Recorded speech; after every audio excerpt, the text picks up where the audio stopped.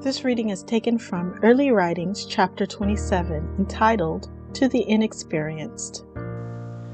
Some, I saw, have not a realizing sense of the importance of the truth or of its effect, and moving from the impulse of the moment or from excitement, often follow their feelings and disregard church order. Such seem to think that religion consists chiefly in making a noise. Some who have but just received the truth of the third angel's message are ready to reprove and teach those who have been established in the truth for years, and who have suffered for its sake and felt its sanctifying power. Those who are so puffed up by the enemy will have to feel the sanctifying influence of the truth and obtain a realizing sense of how it found them. Wretched and miserable, poor and blind and naked. When the truth begins to purify them and purge away their dross and tin, as it surely will when it is received in the love of it, the one who has this great work done for him will not feel that he is rich and increased with goods and has need of nothing. Those who profess the truth and think they know it all before they have learned its first principles, and who are forward to take the place of teachers and reprove those who for years have stood stiffly for the truth, plainly show that they have no understanding of what the truth and know none of its effects. For if they knew any of the sanctifying power, they should yield the peaceable fruits of righteousness and be humbled under its sweet, powerful influence. They would bear fruit to the glory of God and understand what the truth has done for them and esteem others better than themselves. I saw that the remnant were not prepared for what is coming upon the earth.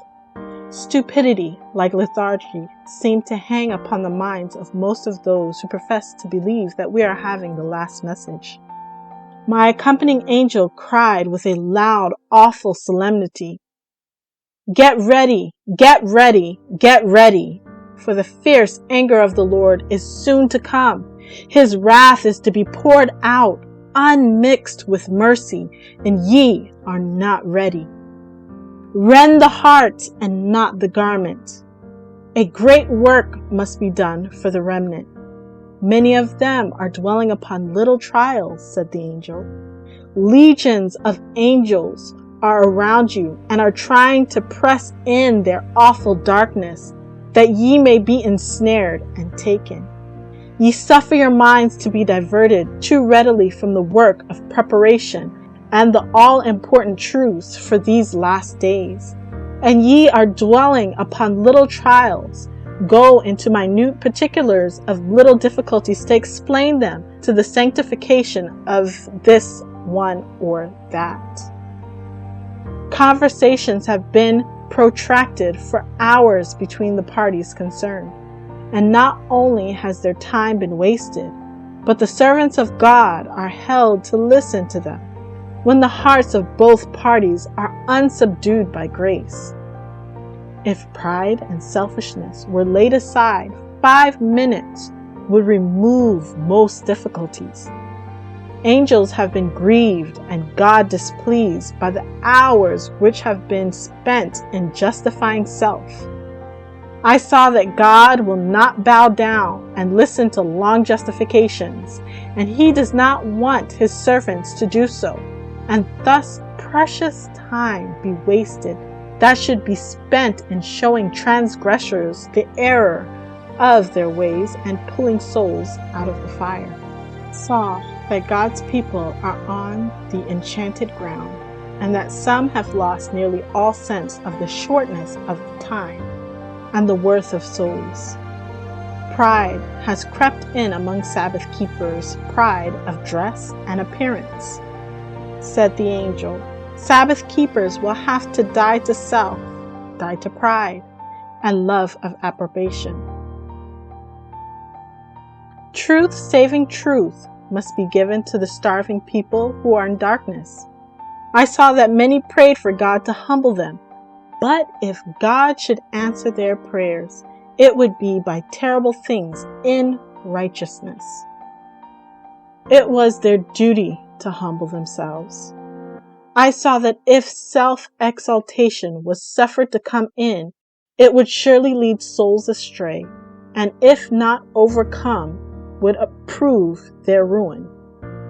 When one begins to get lifted up in his own eyes and think he can do something, the Spirit of God is withdrawn, and he goes in his own strength until he is overthrown. I saw that one saint, if he were right, could move the arm of God, but a multitude together, if they were wrong, would be weak and could effect nothing. Many have unsubdued, unhumbled hearts, and think more of their own little grievances and trials than of the souls of sinners.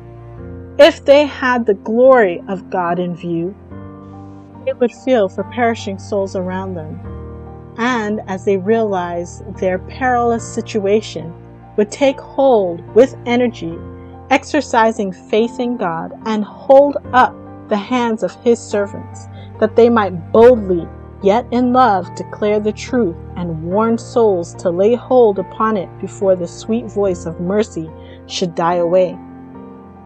Said the angel, "Those who profess His name are not ready." I saw that the 7 last plagues were coming upon the shelterless heads of the wicked, and then those who have stood in their way will hear the bitter reproaches of sinners, and their hearts will faint within them. Said the angel, "Ye have been picking at straws, dwelling upon little trials, and sinners must be lost as a consequence.